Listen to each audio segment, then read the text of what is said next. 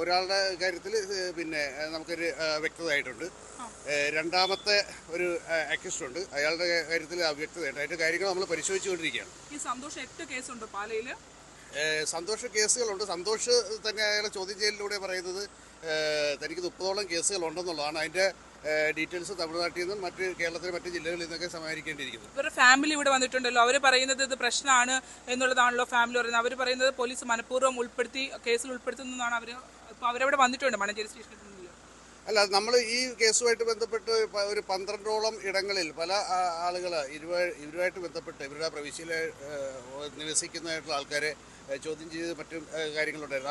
അവർക്കൊന്നും ഇല്ലാത്തൊരു റെസിസ്റ്റൻസാണ് ഇവരുടെ ഭാഗത്തുനിന്ന് ഇന്നലെ ഉണ്ടായത്. പിന്നെ അതുകൊണ്ട് തന്നെ ഇവരുടെ സാന്നിധ്യത്തെ പറ്റി കൂടുതൽ നമുക്ക് സംശയം ബലപ്പെടുത്തുകയും അതിൻ്റെ അനുസരിച്ച് കാര്യങ്ങൾ നമ്മൾ ഇയാളെ കസ്റ്റഡിയിൽ എടുത്തതിന് ശേഷം സ്ഥലത്ത് പോയിട്ട് കാര്യങ്ങൾ പരിശോധിക്കുകയും ദൃശ്യങ്ങൾ മാച്ച് ചെയ്ത് നോക്കുകയും ചെയ്തു. ആ ഒരു വ്യക്തതയിലേക്ക് നമ്മൾ വന്നു കഴിഞ്ഞു. അല്ല, ഇപ്പൊ നിങ്ങൾ കൊണ്ടുപോയി ചെയ്തു, പ്രതികളെ അവിടെ കൊണ്ടുപോയോ? ഈ മോഷണം നടന്ന സ്ഥലങ്ങളിൽ കൊണ്ടുപോയോ? ഇന്ന് പുലർച്ചെ നമ്മൾ അവിടെ കൊണ്ടുപോയി അത് വെരിഫൈ ചെയ്തിട്ടുള്ളതാണ്. വെരിഫൈ ചെയ്തു. അപ്പൊ ഈ സന്തോഷിന് പങ്കുണ്ടെന്നുള്ളത് സ്ഥിരീകരിച്ചിട്ടുണ്ട്. സ്ഥിരീകരിച്ചു കഴിഞ്ഞു. മണികണ്ഠന്റെ റോൾ എന്താണ്? മണികണ്ഠൻ റോൾ ഇയാളുടെ കൂടെ ഇന്നലെ ഒപ്പം പിന്നെ ഉണ്ടായിരുന്ന ആളാണ്. അപ്പം അയാളുടെ കാര്യത്തിൽ നമുക്ക് കൂടുതൽ കാര്യങ്ങൾ ഇനി പരിശോധിക്കേണ്ടിയിരിക്കും. ഈ കൂടുതൽ ആളുകളുണ്ടോ സാർ? 25ഓളം ആളുകളുണ്ട് കുറുവാ സംഘത്തിൽ എന്നാണ് പറയുന്നത്. പറവൂരെത്തിയതും ഈ പുന്നപ്പുറ എത്തിയതും വ്യത്യസ്ത ആളുകളാണെന്നാണല്ലോ. അവരൊരു 10-12ഓളം ആളുകൾ വന്നതിന് ശേഷം പല ഇതായിട്ട് പിരിഞ്ഞതാണ്, പല ഗ്രൂപ്പായിട്ട് പിരിഞ്ഞതായിട്ടാണ് പ്രാഥമികമായിട്ടുള്ള വിവരങ്ങൾ.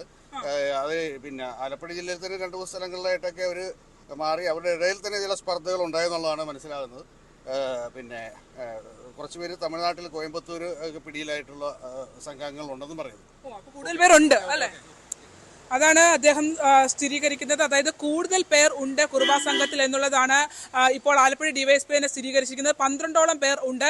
ഒപ്പം തന്നെ സന്തോഷ് ഇവിടെ മണ്ണഞ്ചേരിയിൽ എത്തി എന്നുള്ള കാര്യവും വ്യക്തമാക്കുന്നുണ്ട്.